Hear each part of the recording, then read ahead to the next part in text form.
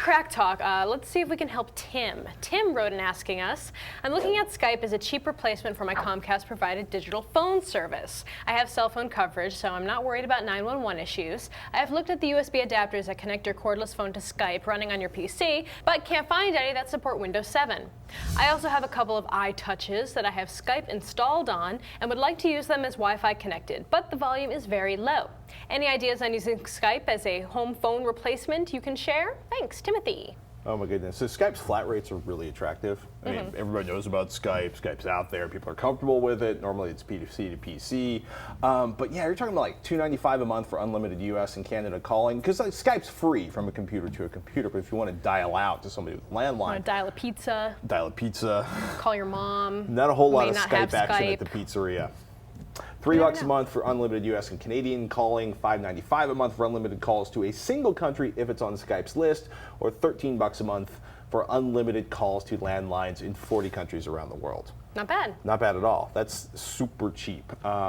I've read on the Skype forums that people have gotten my D-Link DPH50U Skype USB phone adapter, the one I bought so I could basically get a previous digital set-top box I had to work because it required an old-school POTS phone line.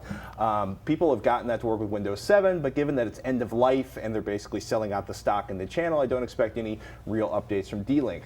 Frankly, I would much rather run something that directly connects your analog phone to broadband to Skype without needing a PC in between. Zoom's 5900 phone adapter for Skype has had a pretty popular, I should say pretty positive response.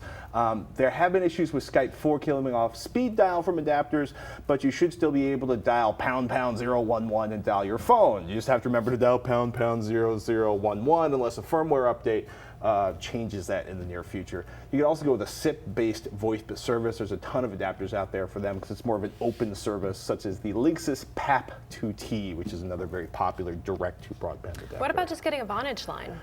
You could do that. I know a lot of people that have opted to just have a Vonage line in their house and skip the whole phone thing altogether. Right. Use their cell phone when they're out and about, and then Vonage when they get back home. Did you guys just go to Vonage at your house? No, my friend Naomi did. Because she has AT&T on her iPhone, and she doesn't get any reception in her apartment at all. How unusual. Zero.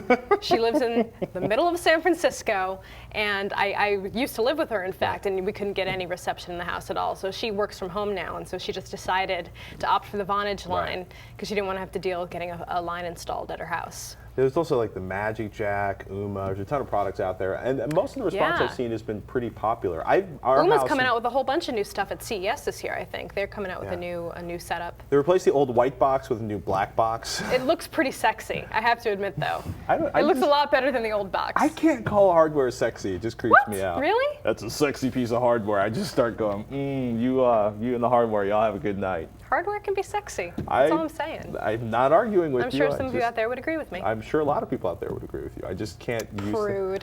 He's such a prude. Oh, yeah.